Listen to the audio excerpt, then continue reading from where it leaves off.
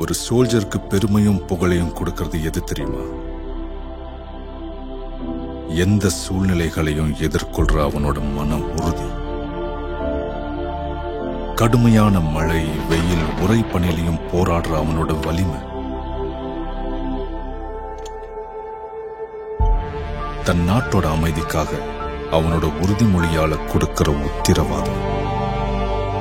தன்னோட மக்களை காக்க எல்லையில் அவன் செய்யற தன்னிகரற்ற தியாகம்.